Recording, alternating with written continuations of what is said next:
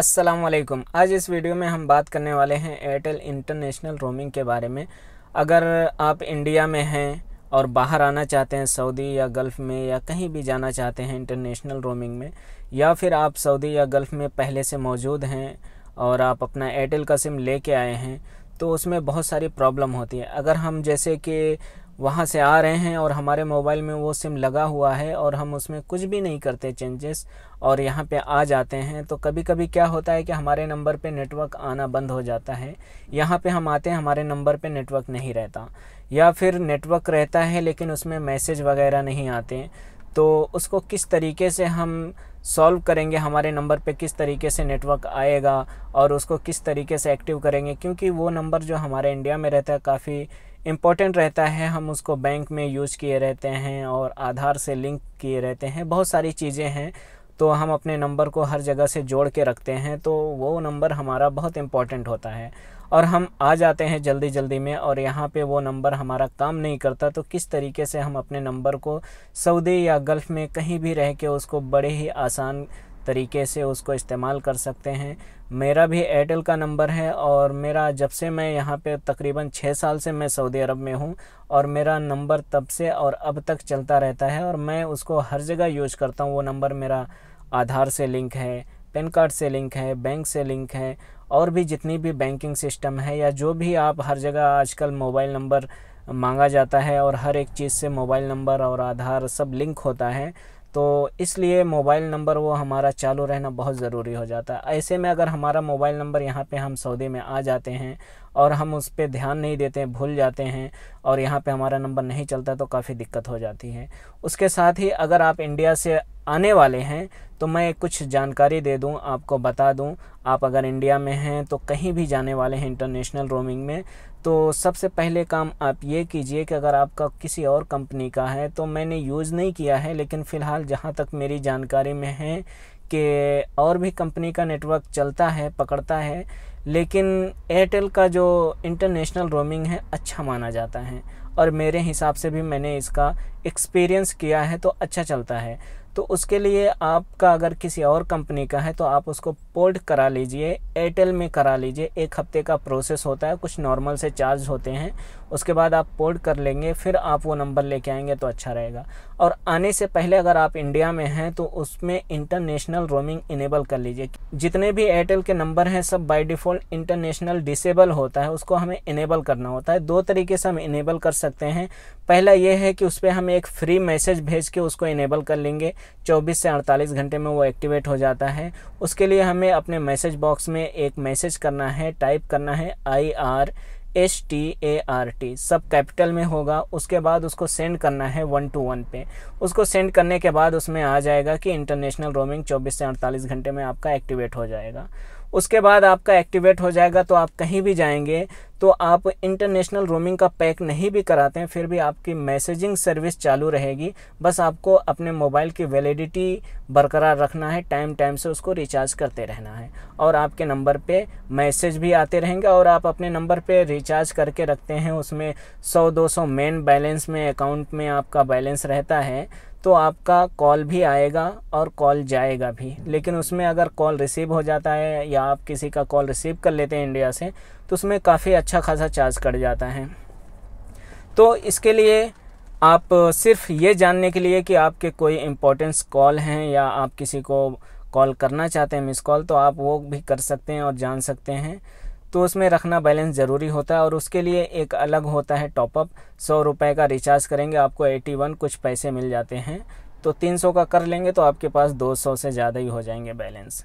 और उसके साथ अभी फ़िलहाल जो पैक चल रहा है 99 का है, 28 दिन की वैलिडिटी मिलती है। इसमें कुछ 99 बैलेंस भी मिलते हैं लेकिन वो बैलेंस मेन अकाउंट में नहीं मिलते हैं और वो 28 दिन के बाद ख़त्म भी हो जाते हैं। तो वो बैलेंस का सिर्फ इस्तेमाल हम लोकल अपने होम कंट्री में है तो वहाँ पे हम कर सकते हैं, लेकिन इंटरनेशनल में है तो उस बैलेंस का हम इस्तेमाल नहीं कर सकते हैं। बस उसके रिचार्ज से 99 के रिचार्ज से सिर्फ हमें 28 दिन की वैलिडिटी मिलेगी। उसका ये वजह होगा कि हमारा नंबर जो है चालू रहेगा और उस पर जो भी मैसेज आने वाले हैं या OTP आने वाले हैं वो आएंगे। और उसके साथ अगर आप यहाँ पे सऊदी अरब में या और भी कहीं किसी भी कंट्री में, दुबई, कतर, ओमान, बहरीन, कहीं भी हैं आप गल्फ़ में, तो आप कुछ भी इंडिया से करके नहीं आए, आपके मोबाइल में वो सिम लगा था, बस आप यूं ही ऐसे चले आए, आप कुछ किए नहीं, और आने के बाद आपके नंबर पे नेटवर्क नहीं आ रहा है, या फिर नेटवर्क आ रहा है लेकिन मैसेज कुछ जा नहीं रहा है, कुछ काम नहीं कर रहा, सिर्फ नेटवर्क है लेकिन मैसेजिंग कुछ नहीं हो रहा है। तो दो तरीका हो सकता है। सबसे पहले आपके नंबर पे अगर नेटवर्क नहीं आ रहा है तो आप अपने मोबाइल को स्विच ऑफ करके ऑन कीजिए, देखिए आ रहा है कि नहीं। अगर फिर भी नहीं आ रहा है तो आप अपने एक बार सिम कार्ड को निकाल के फिर से डालिए, और उसके बाद नेटवर्क में जाके मैनुअली सर्च कीजिए नेटवर्क को आप सर्च करेंगे, जो भी सबसे ऊपर प्रोवाइडर आएगा, जो भी कंपनी का, उस पर सेलेक्ट कीजिए, इंशाल्लाह वो नेटवर्क आपको आ जाएगा। अगर नहीं आता है तो आप ये जान लीजिए हो सकता है काफ़ी दिन हो गया हो, आपका नंबर बंद भी हो गया होगा। इसलिए ज़रूरी ये होता है कि अगर आपका इम्पोर्टेंट नंबर है तो आप उसको टाइम पे रिचार्ज करते रहें, उसकी वैलिडिटी बरकरार रखें। और उसके साथ अगर आपके नंबर पे नेटवर्क आ रहा है या फिर नहीं आ रहा था, इस तरीके से करने के बाद आपके नंबर पे मैनुअली सेटिंग करने पे, सर्च करने पे आपके नंबर पे नेटवर्क आने लगा, तो आप अगला स्टेप क्या करेंगे कि सबसे पहले आप एक एयरटेल थैंक्स ऐप एप्लीकेशन आता है, उसको डाउनलोड कर लेंगे, और डाउनलोड करने के बाद आपके नंबर पे 1 टाइम पासवर्ड आएगा, उसको डाल के आप उसको ओपन कर लेंगे। अगर उसका भी नहीं हो रहा है तो सबसे पहले आप उस पर नेटवर्क आएगा तभी आप रिचार्ज करना, नहीं आएगा तो रिचार्ज करने से कोई फ़ायदा नहीं है। तो जब आप मैनुअली सर्च करेंगे और आपके नंबर पे नेटवर्क आने लगेगा तो सबसे पहले आप उसमें 99 का रिचार्ज कर लेना। 99 का रिचार्ज करेंगे तो आपके नंबर की जो है वैलिडिटी बढ़ जाएगी, वैलिडिटी मिल जाएगी 28 दिन की। जब 28 दिन की वैलिडिटी मिल जाएगी तो आप एक मैसेज सेंड करना, IRSTART 121 पे सेंड कर देना। इससे आपका इंटरनेशनल रोमिंग इनेबल हो जाएगा। वो बाय डिफ़ॉल्ट डिसेबल रहता है। इनेबल होने के बाद 48 घंटे तक आप वेट कर लेना। उसके बाद जब इनेबल हो जाएगा फिर आप एक रिचार्ज करना 100 रियाल का, उसमें 81 कुछ बैलेंस मिल जाएगा। तो यानी इससे क्या होगा कि आपके नंबर की वैलिडिटी हो जाएगी, आपके नंबर पे बैलेंस हो जाएगा, और आप अपने नंबर से इंटरनेशनल रोमिंग के लिए मैसेज भी भेज दिए हैं, 48 घंटे हो जाएगा। तो ये सब हो जाने के बाद ये होगा कि आपका नंबर रेडी हो जाएगा, आप कोई भी अब मैसेज रिसीव कर सकते हैं। फिर अपने गूगल पे या पेटीएम या फ़ोन पे या आपके जो पर्सनल बैंक का एप्लीकेशन होता है उसको अगर आप यूज करना चाहते हैं, अगर आप इंडिया से यूज करते हुए आ रहे हैं तो कोई दिक्कत नहीं होगी, क्योंकि आपका जो मोबाइल का हैंडसेट होता है, ये सारे एप्लीकेशन हैंडसेट को वेरीफाई करते हैं। एक मैसेज, एक लिंक जनरेट करेंगे, वो आपके मोबाइल से मैसेज सेंड होगा, फिर हैंडसेट आपका वेरीफाई होता है। तो आप अगर इंडिया से यूज करते आ रहे हैं तो वो तो वेरीफाई पहले से है, तो उसमें कोई दिक्कत नहीं होगी। लेकिन आप यहाँ पे अगर उसको यूज करना चाहते हैं, और एक शर्त है कि वो नंबर आपका बैंक में होना चाहिए और वही नंबर आपके मोबाइल में होना चाहिए, सेम नंबर, और जिस मोबाइल में आप यूज करना चाहते हैं उसी मोबाइल में लगा होना चाहिए। और बहुत सारे बैंक का, कुछ बैंकों का ये होता है कि उनकी पॉलिसी होती है कि जो नंबर आपने उनके बैंक में दिया है वही नंबर से आप चालू करेंगे, वो नंबर आपके मोबाइल में होना चाहिए। अगर डुअल सिम है आपका फ़ोन तो वो सिम 1 पे आपका उस नंबर को होना ज़रूरी है। और उसके साथ साथ बहुत सारे बैंकिंग सिस्टम ये उनको रिक्वायर्ड होता है कि जो नंबर आपने उनके बैंक में दिया है वही नंबर का डेटा से आपका वो मैसेज पास होता है।